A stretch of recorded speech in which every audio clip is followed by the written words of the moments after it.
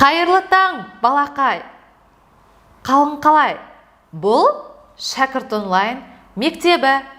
Сендермен мен Балғаным Жанболатқызы. Бүгінгі біз сабақта өткен тақырыпты жалғастыратын боламыз. Өткен сабақта қандай тақырыппен таныстық? Керемет! Сөз тақырыбымен танысқан екенбіз. Ендеше бүгінгі біздің сабақта оқулықтағы жаттығулармен өткен сабақты жалғастырамыз. Қанеки ендеше оқулығымыздың 62-ші бетін ашайық. Бірінші жаттығуға қанеки барлығымыз зер салдық. Мәтінді түсініп оқы. Қане баршамыз бірге дауыстап мәтінді оқыдық. Бүгін демалыс. Әли Мерейдің үйіне келді. Жанында қара күшігі бар. Түсте Мерейдің анасы түскі ас ішуге шақырды. Анасы көже құйып тұрып, қасықтарыңды алыңдар, ал мен киім үтіктеуге кеттім деді. Мерей, қара, менікі қасық емес, қайық. Ал мынау көл. Осы кезде ас үйге анасы кіріп, қане балықшылар, қайықтан қайтадан қасыққа айналдырыңдар да көжелеріңді ішіңдер деді. Қанеки, мәтін мазмұнын айтып көрейікші, мәтінде не айтылған екен? Бүгін демалыс екен. Мерейдің үйіне кім келді? Али келді. Несімен келді? Күшігімен. Түсі қандай екен? Қара күшігімен. Қара екен. Қара күшігімен бірге келді. Түсте оларды кім шақырды? Мерейдің анасы қайда шақырды? Түскі асқа шақырды. Анасы не құйып берді? Оларға көже құйып берді. Көже құйып тұрып не айтты? Қанеки, қасықтарыңды алыңдар. Мен қайда кеттім деді? Киім үтіктеуге кеттім деді. Ал Мерей не деді? Қара, менікі қасық емес, қайық. Ал мынау көл деді. Ол нені айтып тұр? Көл деп. Дұрыс, берген көжені көл деп тұр. Сол кезде Мерейдің анасы не істеді? Ас үйге кіріп келді. Сонда не деді? Ай балықшылар, қанеки, қайықтарыңды қасыққа айналдырыңдар да не істеңдер деді? Көжелеріңді ішіңдер деді. Керемет! Мәтіндегі қарамен берілген сөздердің мағынасын түсіндіріп көріңдерші. Қарамен берілген сөз қандай? Қара. Екі қарамен берілген сөздің өзі де қара деп тұр. Ал бірінші берілген қара сөзінің жанында қандай сөзбен байланысып тұр? Қара күшік. Бұл нені білдіріп тұр? Дұрыс, күшіктің түсін білдіріп тұр. Солай ма? Керемет. Ал екінші қара сөзіндегі сөйлемдік қандай сөзбен байланысып тұр? Қанеки қарадық?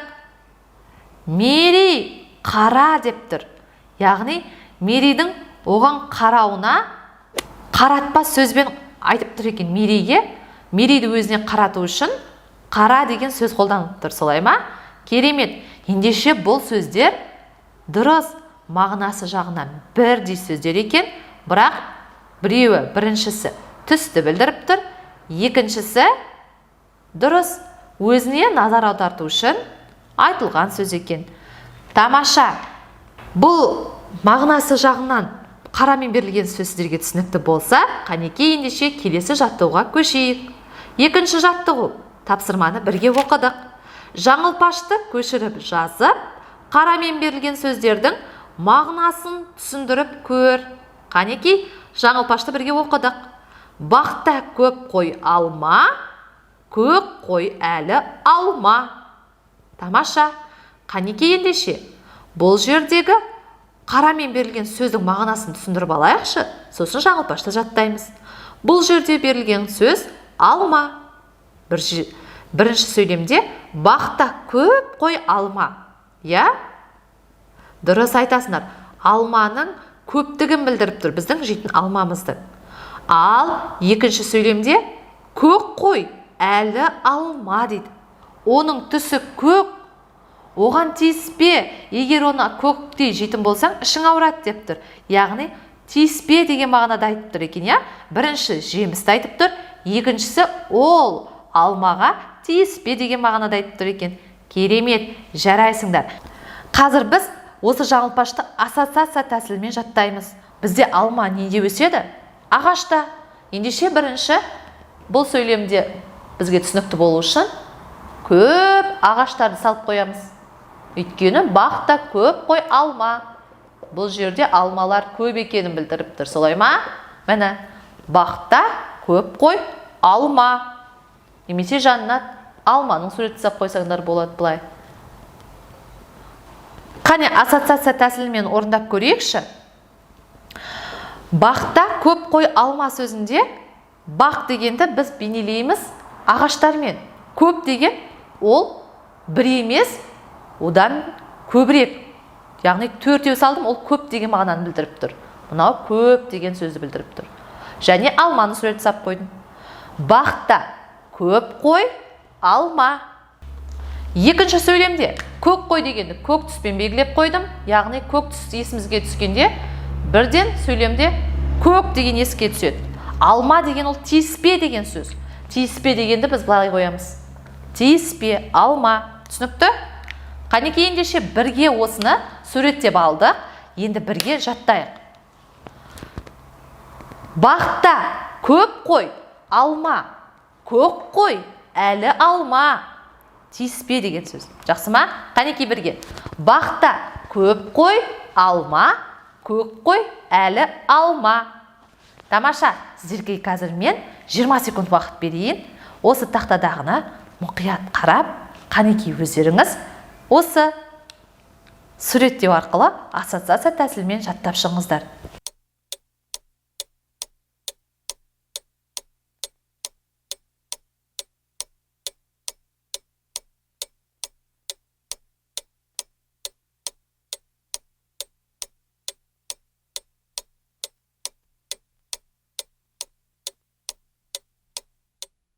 Қанекей жаттап алдық па? Тамаша. Ендеше бұл жаттығуды жаңылпашты дәптеріміздің 16-шы бетіне көркем етіп жатқа жазамыз. Бізге оқулық қажет емес, сондықтан оқулықтың бетін жауып қойыңдар. Сіздерге 30 секунд уақыт кетті.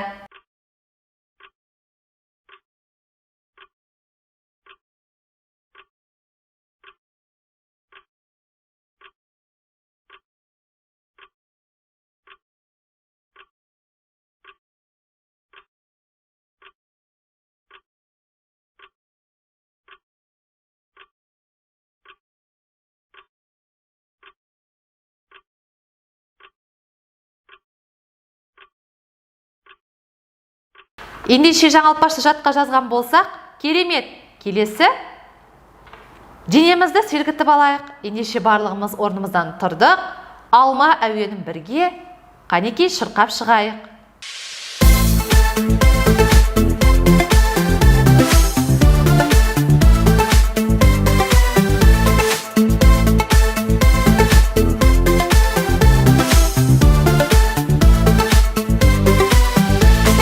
Достармен аулада қызықтар іздейміз, ойын тауып таңдауда шеңбер құрып тұрамыз. Тығылмақ па қуыспақ біреуін таңдайық, алма кетті домалап санамақ бастайық. Алма кетті домалап көше бойын жағалап, кім алманы табады сол ойыннан шығады. Алма кетті домалап көше бойын жағалап, кім алманы табады сол ойыннан шығады. Бір-бірін балалар қуалап жектеді, кім іздейді немесе ойын жүргізеді. Санамақ пен санаймыз, жауабын табамыз, таласпаймыз ешқашан, өзара сыйлаймыз. Алма кетті домалап көше бойын жағалап, кім алманы табады сол ойыннан шығады. Алма кетті домалап көше бойын жағалап, кім алманы табады сол ойыннан шығады. 1, 2, 3 10-ға дейін санаймын, кім тығылып үлгермесе соны мен табамын. 1, 2, 3 4, 5, 6 7, 8, 9 10 кеттік.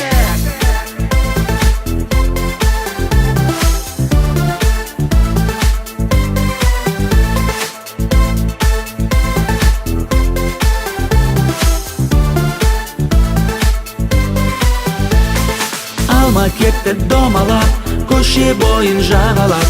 Кім алманы табады, сол ойыннан шығады. Алма кетті домалап, көше бойын жағалап. Кім алманы табады, сол ойыннан шығады. Тамаша, алма әуенін шырқап шықтық па? Керемет. Ендеше қанекей, келесі жаттығуға көшейік. Нешінші жаттығуға келіп жеттік?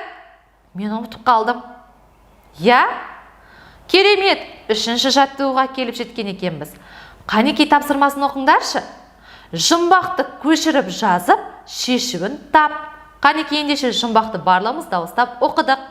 Отқа қойсаң елпілдеп, бұж-бұж етіп тұншығар. Тақиясы селкілдеп, танауынан бу шығар. Бұл не екен балалар? Ойланып көріңдерші. Я, отқа қойсаң ол елпілдейді дейді. Бұж-бұж етіп тұншығады дейді. Тақиясы, басындағы тақиясы, я, селкілдейді дейді. Танауынан бу шығады дейді. Танауы деген мұрны дейді. Мұрнынан бу шығады дейді. Не болуы мүмкін? Я, дұрыс. Әрине бұл біз шай ішетін шәугім. Отқа қойсақ ол елпілдейді. Бұж деп дыбыс шығарады, солай ма? Сосын ол қайнаған кезде дұрыс қақпағы селкілдеп, бізде қайнағанын білдіріп, бу шығады екен. Ендеше қанекей, жұмыс дәптерімізге бұл жұмбақтың шешуімен бірге көркем етіп, көшіріп жаздық. 30 секунд беріңіз.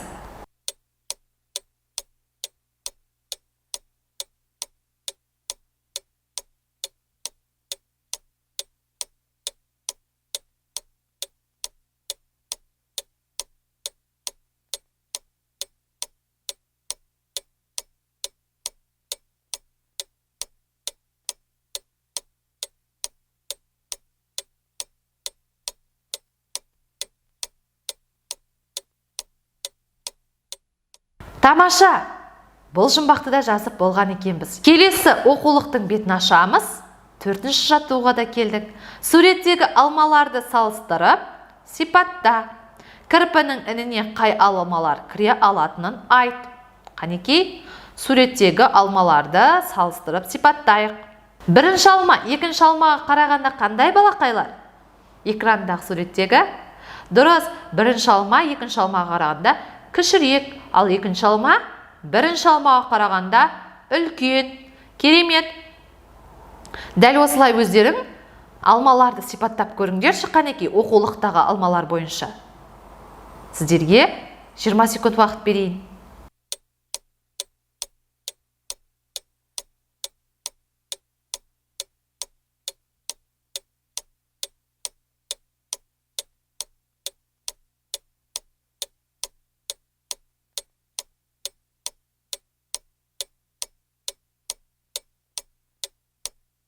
Тамаша, барлық 11 алманы сипаттап шықтыңыздар ма? Керемет. Ал енді сіздерге сұрақ. Кірпінің ініне қай алмалар кіре алады?